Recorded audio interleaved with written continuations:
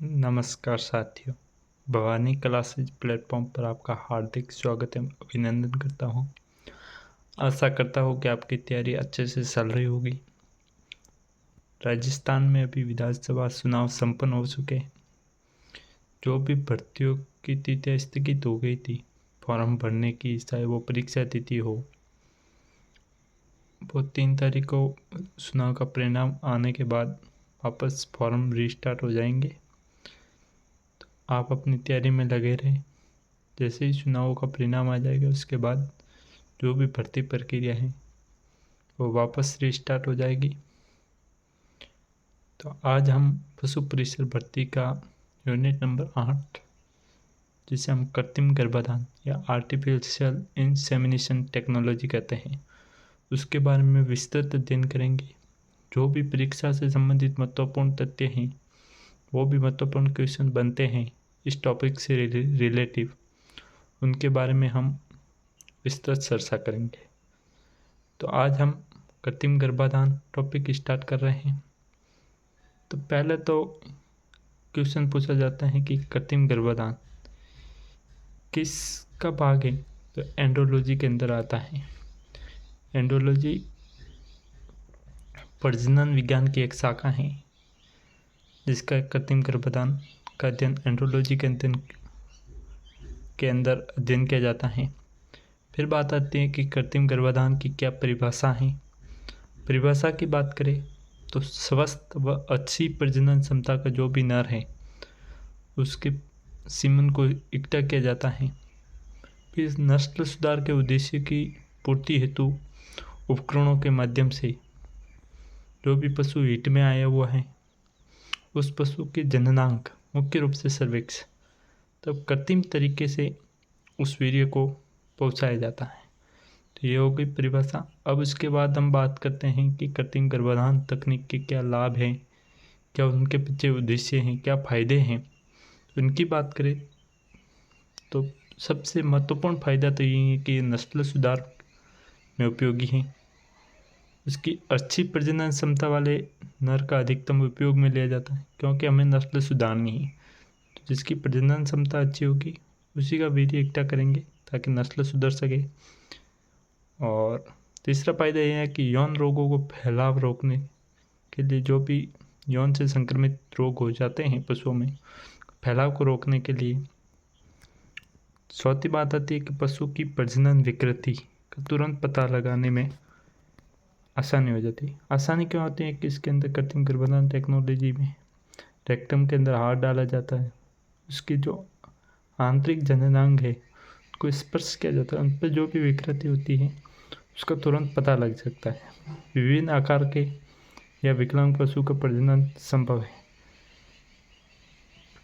Natural संभोग के समय पशु को खड़ा रहना पड़ता है। कोई पशु मोटा है, किसी का पैर टूटा हुआ है तो खड़ा नहीं हो पाता है, लेकिन एआई तकनीक के माध्यम से इनमें पढ़ना संभव है। ठीक है, अब हम कृत्रिम गर्भाधान तकनीक के पीछे क्या इतिहास है।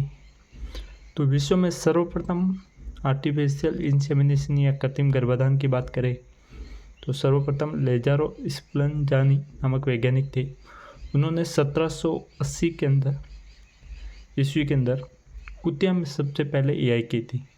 इसके बाद हम भारत की बात करें तो भारत में सर्वप्रथम एआई डॉक्टर संपत कुमार ने 1939 ईस्वी के अंदर हॉलिस्टीन फ्रीजियन गाय में पैलेस डेयरी फार्म, जो मैसूर कर्नाटक के अंदर है, उसमें की थी। तो ये दोनों ही तथ्य बहुत ही इम्पोर्टेंट है, दोनों ही आपको याद रखने हैं।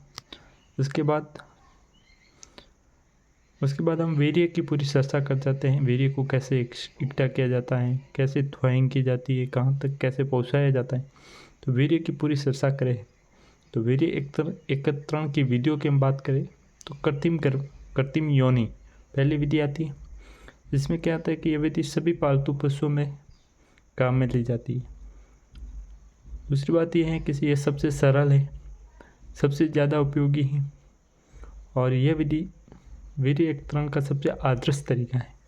तो कृत्रिम योनि के बारे में जो भी तथ्य है याद रखना, सबसे सरल, सबसे ज़्यादा उपयोग में ली जाने वाली और सबसे आदर्श तरीका है। दूसरी वीर्य एकत्रण की विधि है इजेकुलेशन, मतलब लाइट करंट के माध्यम से इजेकुलेशन या स्खलन करवाया जाता है। तो ये मुख्य रूप से बोर में या सूअर में उपयोगी है। वेरी इंपॉर्टेंट, सूअर में सबसे ज़्यादा वीर्यक्तरण इलेक्ट्रो इजेकुलेशन विधि द्वारा किया जाता है। तो सर्वप्रथम 1922 में बैटेली नामक वैज्ञानिक ने गुनिया पिग के अंदर इसका उपयोग किया था। ठीक है, कौन सा पिग? गुनिया पिग। इसमें क्या किया जाता है कि रेक्टम में 0 से 15 वोल्ट की प्रत्यावर्ती धारा 10 से 15 सेकंड के लिए प्रवाहित की जाती है। कहाँ की जाती है? तो रेक्टम में कितने वोल्ट की? 0 से 15 वोल्ट की और 10 से 15 सेकंड में। यह विधि बोर के साथ साथ जो भी वृद्ध हैं, विकलांग हैं, जो असहाय नर हैं, जो खड़े नहीं हो पाते हैं, तो उनके लिए वेरी उपयोग में ली जाती है वीर्यक्तरण करने के लिए। तो ये बातें दोनों वीडियो के बारे में याद रखना। उसके बाद तीसरी विधि है हाथ से सलाकर। तो ये सबसे आसान है, सबसे सस्ता तरीका है, किसी भी प्रकार के कोई भी उपकरण की ज़रूरत नहीं होती। ये कुत्तों में उपयोग में ली जाती है। अब हम पूरी विस्तृत चर्चा करते हैं कृत्रिम योनि विधि के बारे में। तो कृत्रिम योनि विधि की बात करें तो सबसे पहले ये सांड है, पाल्डा है, बफेलो बुल कहते हैं जिसे, हॉर्स है, तो उनमें उपयोगी है। पालतू जानवरों में सर्वाधिक काम में ली जाती हैं। यह सबसे सरल और सबसे ज़्यादा काम में ली जाने वाला तरीका है वीर्यक्तरण के लिए। सबसे ज़्यादा काम में ले जाने वाला तरीका की बात करें तो ये भी है। वीर्यक्तरण का सबसे आदर्श तरीका माना जाता है। अब बात करते हैं कि कृत्रिम योनि का सामान्य तापमान क्या होता है। तो 39 डिग्री सेल्सियस से 45 डिग्री सेल्सियस कृत्रिम योनि का तापमान होता है। और कृत्रिम योनि का दाब की बात करें, प्रेशर की बात करें, तो प्रेशर 45 से 55 mmHg प्रेशर होता है कृत्रिम योनि का। ठीक है, अब मुख्य जानवरों में कुछ महत्वपूर्ण मॉडल हैं जो आपको डायरेक्ट क्वेश्चन पूछा जा सकता है परीक्षा में सीधा का सीधा कि डेनिस मॉडल किस में उपयोग लिया जाता है। तो सांड और पाड़े में डेनिस मॉडल उपयोग में लिया जाता है। तो यहाँ से क्वेश्चन सीधा पूछा जाता है कि डेनिस मॉडल निम्न में से किस पशु में उपयोग में लिया जाता है। तो इसके ऑप्शन के रूप में ये दिए जाते हैं। ठीक है, और मिसिसिपी मिसोरी मॉडल हॉर्स में उपयोगी है, वेरी इंपॉर्टेंट है। नॉर्वेजियन मॉडल शोर में उपयोगी। तो ये तीनों मॉडल आपको याद होने चाहिए अच्छे तरीके से। ठीक है, इसके बाद हम महत्वपूर्ण तथ्यों की बात करें। ये बार बार कह चुका हूँ कि पालतू जानवरों में सबसे ज़्यादा काम में लिया जाने वाला वीर्यक्तरण का तरीका कृत्रिम योनि है और इसके मॉडल ये आपको याद रखने हैं। ठीक है, सांड का सप्ताह में 2 से 3 बार वीर्यक्तरण करना चाहिए। ठीक है, कृत्रिम योनि विधि में वीर्यक्तरण में डमी मादा की ज़रूरत पड़ती है, मतलब एक नकली मादा पशु की ज़रूरत पड़ती है ताकि उसमें वीर्य एकत्रित किया जा सके। इस वीर्य में वीर्यक्तरण करने वाले साथी, मतलब जो भी वीर्य एकत्रित कर रहा है, उसको जो भी नकली मादा है उसके राइट साइड में खड़ा होना चाहिए ताकि वीर्यक्तरण करने में आसानी हो। सूअर में वीर्यक्तरण के लिए दबाव, जो प्रेशर हमने बात की थी, जो 45 से 55 mmHg की, तो इस सूअर में सबसे महत्वपूर्ण कारक है वीर्यक्तरण करते समय एवी को ज़मीन से, जो भी कृत्रिम योनि है जिसमें हम वीर्यक्तरण कर रहे हैं, उसको ज़मीन से 45 डिग्री के कोण पर स्थिर रखा जाता है ताकि जो पेनिस है वो अंदर प्रवेश कर सके, ताकि एबी और सीसन एक ही अक्ष पर है, दोनों ही एक ही अक्ष पर आ सके। 45 डिग्री के कोण पर कृत्रिम योनि को रखा जाता है। ठीक है, अब हम आगे बात करें तो वीर्यक्तरण का सबसे अच्छा समय की बात करें तो भोजन से पहले, जल्दी सुबह भोजन से करने से पहले ही वीर्यक्तरण करना सबसे अच्छा समय माना जाता है। और मौसम की बात करते हैं सर्दियों में सबसे अच्छा मौसम है सर्दियों में। अब बात करते हैं सांड को वीर्यक्तरण के लिए तैयार करने के क्या क्या प्रोसेस होते हैं। तो उन 5 प्रोसेस की हम पूरी बात करें, क्या क्या उम्र होती है इन 5 प्रोसेसों की। तो सबसे पहले हमें एक अच्छी नस्ल का सांड का चयन किस उम्र में कर लेना चाहिए जिसका हम वीर्यक्तृत करना चाहते हैं। तो 6 से 12 मंथ के अंदर सांड का चयन करें जिसका हम वीर्यक्तरण के रूप में उपयोग में लेना चाहते हैं। चयन करेंगे 6 से 12 में। इसके नाक के अंदर एक रिंग पहनाई जाती है जिसे बुल नोज रिंग कहते हैं, ताकि पशु जो उत्तेजित पशु है वो शांत रहे। उस नोज रिंग के माध्यम से हम उसको कंट्रोल कर सकते हैं, तो ये 8 से 12 मंथ के अंदर पहना दी जाती है। फिर जब वो सांड 1 साल का हो जाता है या 12 से 14 माह का हो जाता है, तो उसके अंदर लैंगिक बीमारियों की जांच की जाती है। कोई ब्रुसेलोसिस से पीड़ित तो नहीं है, लेप्टोस्पिरोसिस से पीड़ित तो नहीं है, कंपाइलोबैक्टर जो भी सेक्सुअल बीमारियां हैं उनकी जांच की जाती है। फिर वीर्य एक्तन करने के लिए उसको ट्रेनिंग की बात करें तो वो 18 माह के अंदर ट्रेनिंग दी जाती है। वीर्य एक्तन शुरू करने के लिए 24 माह शुरू किया जाता है। 24 जब 2 साल का हो जाता है तब वीर्य एक्तन करना शुरू किया।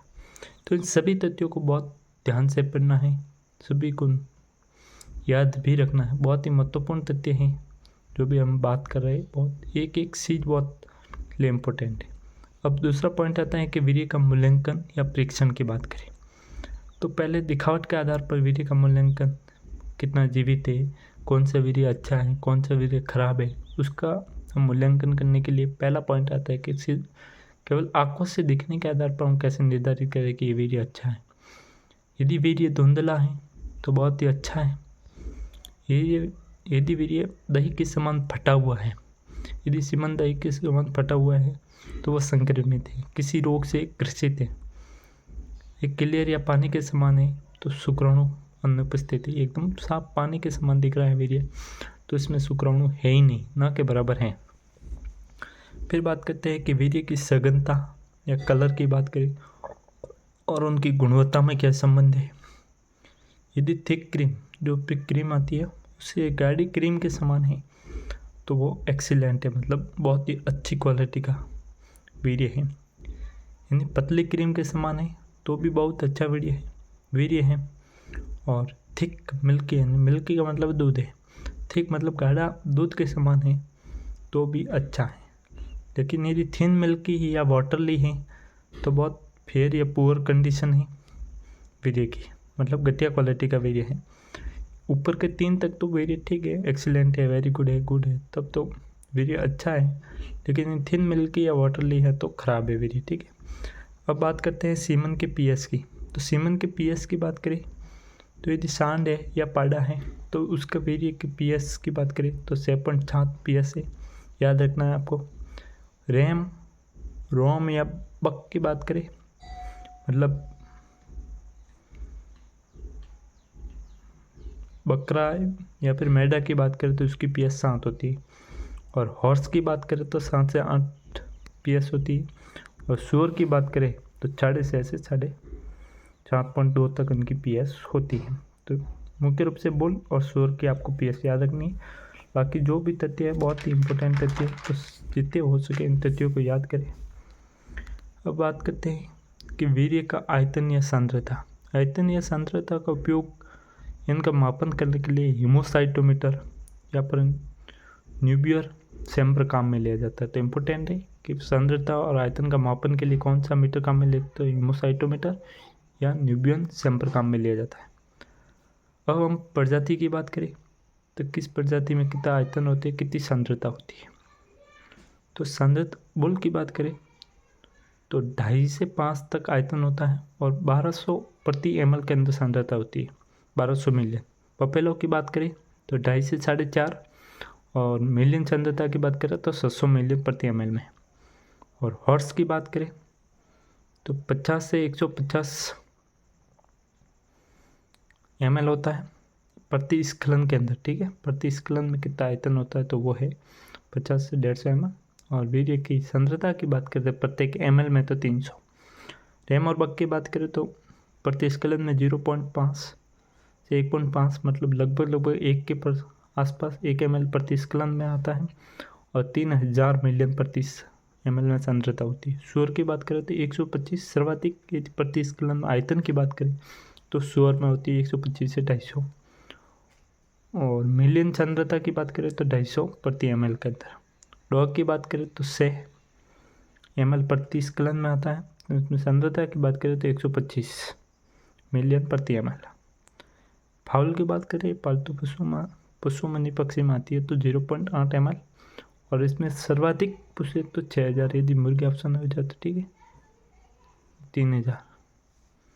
पालतू जानवरों में प्रति स्खलन में सर्वाधिक आयतन की बात करें तो सूअर 250 ml प्रति स्खलन में आयतन सर्वाधिक पूछे तो सूअर में और पालतू जानवरों में प्रति स्केल में सर्वाधिक सांद्रता की बात करें तो आपको मैडा या रैम का।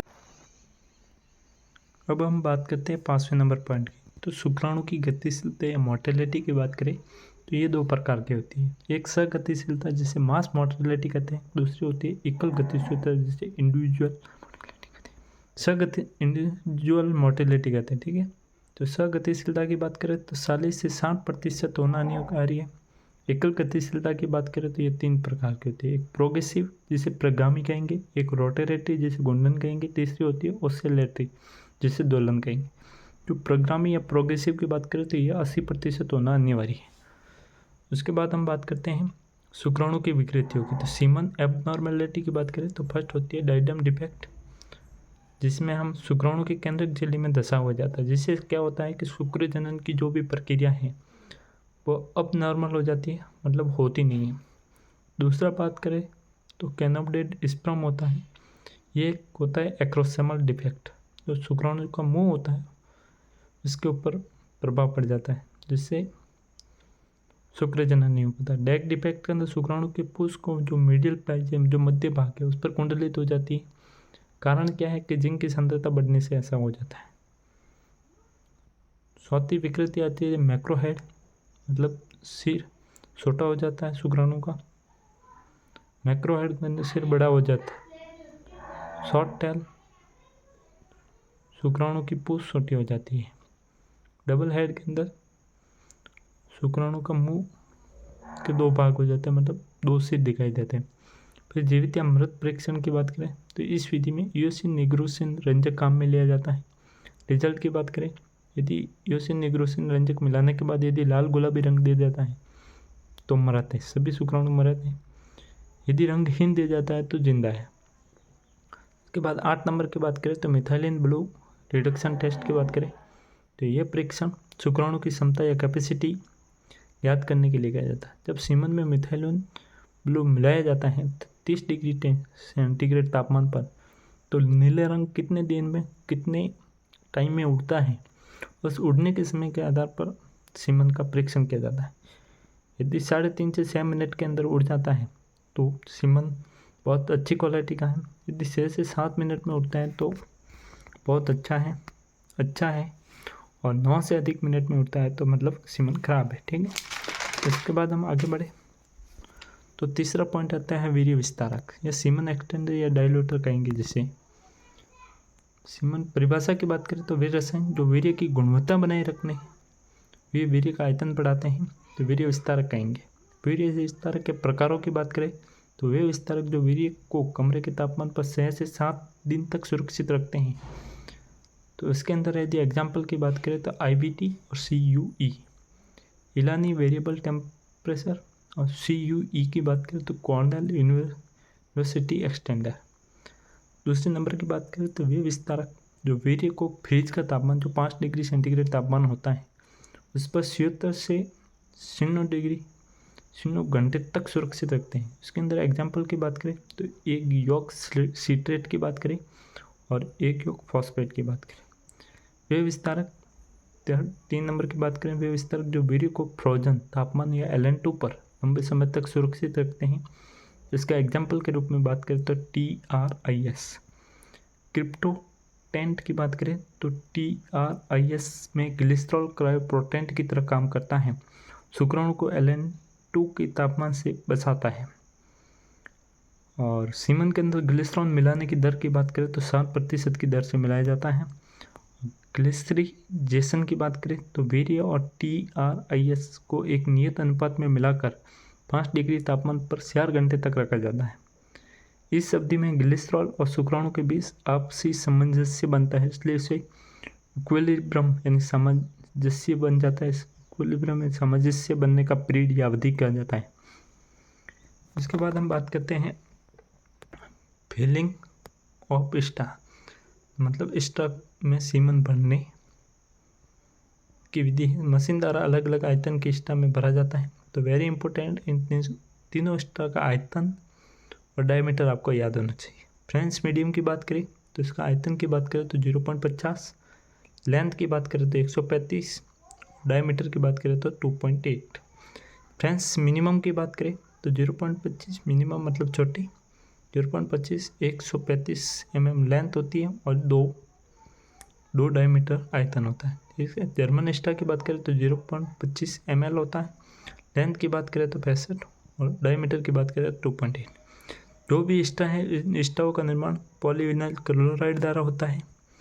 इसके बाद हम फ्रीजिंग की बात करते हैं। स्टा बढ़ने के बाद वीर्य को LN2 जार में -196 डिग्री में रखा जाता है, उसे फ्रीजिंग कहेंगे, मतलब हिमचितित वीर्य के रूप में कन्वर्ट करवाना। अब कुछ परिभाषा हैं, बहुत ही महत्वपूर्ण परिभाषा है, ध्यान से पढ़ना, आराम से समझना। एस्पर्मिया, जिसमें वीर्य का आयतन 0 हो जाता है, उस कंडीशन को कहेंगे एस्पर्मिया। हाइपोस्पर्मिया, हाइपो का मतलब होता है कम और हाइपर का मतलब होता है ज़्यादा। हाइपोस्पर्मिया मतलब वीर्य का आयतन कम हो जाता है, हाइपर में ज़्यादा हो जाता है। एंजियोस्पर्मिया की बात करें तो शुक्राणु की सांद्रता 0 हो जाती है, मतलब ना के बराबर हो जाती है। नॉर्मोजोस्पर्मिया में सामान्य होती है। ओलिगो का मतलब कम होता है, तो इसमें शुक्राणु की सांद्रता कम होगी। और पॉलीजोस्पर्मिया में शुक्राणु की सांद्रता अधिक हो जाएगी। ये तीनों परिभाषाएं मोस्ट इंपॉर्टेंट है। स्टेनोजोस्पर्मिया मतलब शुक्राणु की गतिशीलता कम हो जाती है, शुक्राणु की जो गति होती है वह कम हो जाती है। और नेक्रो यानी न के बराबर, जब भी शुक्राणु मृत हो जाते हैं।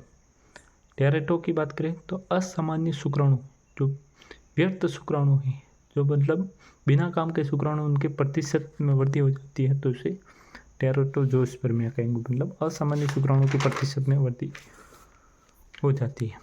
अब बात करते हैं कृत्रिम गर्भाधान की अन्य तिथि। तो कृत्रिम गर्भाधान की विधियों की बात करें तो गाय भैंस में EI की बात करें तो ये रेक्टोवेजाइनल मेथड द्वारा किया जाता है। घोड़ी में वेजाइनल मेथड और भेड़ बकरी में वेजाइनल स्पेकुलम मेथड। सूरी में कॉर्क स्कूप पेप्टाइल। इन चारों विधियों से एक क्वेश्चन आपके आना निश्चित है इन 2 पेजों से, तो ध्यान से पढ़ लेना कौन से पशु में कौन सी विधि काम में ली जाती है। तो गाय भैंस में रेक्टोवेजाइनल, घोड़ी में वेजाइनल, भेड़ बकरी में वेजाइनल स्पेकुलम और सूरी में कॉर्क स्कूप पेप्टाइल मेथड। अब EI का उचित समय और वह स्थान की बात करें तो इधर पशु लिखा हुआ, फिर उचित स्थान, फिर उचित समय। तो सांड या पाड़ा की बात करें तो मिड सर्विक्स के मध्य भाग में EI की जाती है। और समय की बात करें जो मिड हिट है यानी मध्यकाल है, स्टैंडिंग हाइट है जो खड़े पीरियड है मध्यकाल का, और स्थित अवस्था शुरू होने के बाद 12 या 18 घंटे के बाद EI करना अच्छा समय माना जाता है। मेढा या बकरा की बात करें तो सर्विक्स में EI की जाती है और मिड हिट यानी मध्यकाल के अंदर स्ट्रेस अवस्था शुरू होने के 12 या 24 घंटे के बाद EI करते हैं। घोड़े के और सूअर के अंदर यूट्रस के अंदर EI की जाती है और घोड़े में हीट होने के तीसरे दिन बाद, और सूअर की बात करें तो सूअर में हीट के दूसरे दिन बाद। तो घोड़े में तीसरे दिन और सूअर में दूसरे दिन। ये फोटो है फ्रेंच सीमनिस्टा का। तो फ्रेंच सीमनिस्टा के अंदर लेबोरेटरी सेल को काटा जाता है और इसमें एक कॉटन प्लग होता है जिसके अंदर पॉलीविनाइल अल्कोहल पाउडर पाया जाता है। 2 सेल होती है, एक फैक्ट्री सेल, एक लेबोरेटरी। करते समय EI करते समय लेबोरेटरी सेल को काटा जाता है। फैक्ट्री सेल पहले भर लेते हैं, उसके बाद सीमन भरा जाता है, फिर लेबोरेटरी सेल लगाया जाता है। ठीक है।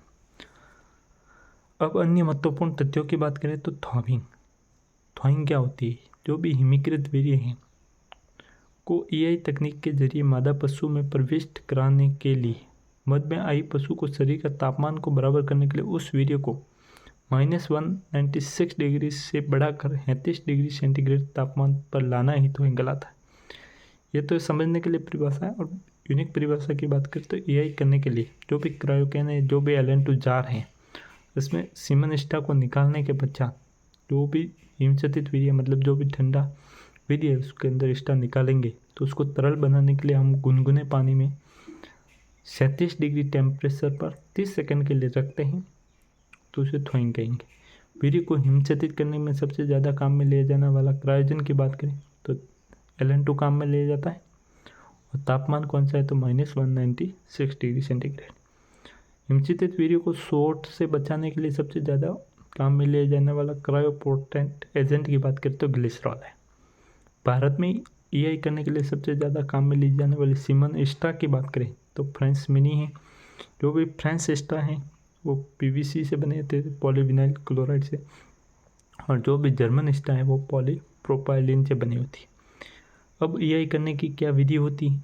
तो EI करने की विधि की बात करें तो गाय भैंस में EI रेक्टोवेजिनल मेथड से की जाती है, जिसके अंदर क्या होता है कि जिसमें बाएं हाथ होता है उसको रेक्टम के रास्ते प्रवेश कराया जाता है ताकि सर्विक्स की स्थिति का पता लगाया जाता है। तो उस हाथ में सर्विक्स को पकड़ा जाता है। फिर दूसरे हाथ जो राइट हैंड होता है उसमें जो लोड गन पहले EI गन लोड करते हैं तो उस गन को 45 डिग्री के कोण पर योनि मार्ग में प्रवेश कर जाता है और फिर मिड सर्विक्स के अंदर छोड़ा जाता है। तो ये EI की विधि है। ये बहुत ही महत्वपूर्ण टॉपिक था, कृत्रिम गर्भाधान तकनीकी, उसके फायदे पढ़ाए, वीर्य को एकत्रित करने के तरीके, तकनीकी, वीर्य के मूल्यांकन कैसे किया जाता है, फिर हमने वीर्य का डायल्यूटर की बात की, फिर कृत्रिम गर्भाधान की जो भी विधियाँ थी, उचित समय था, उचित स्थान था, उसके बारे में बात की। आशा करते हैं कि आपको वीडियो बहुत अच्छे से समझ में आएगा। इस टॉपिक को अच्छे से पढ़ लेना। यहाँ से आपको पशु परिषद भर्ती के अंदर 1 से 2 क्वेश्चन आपको मिलेंगे ज़रूर, ठीक है।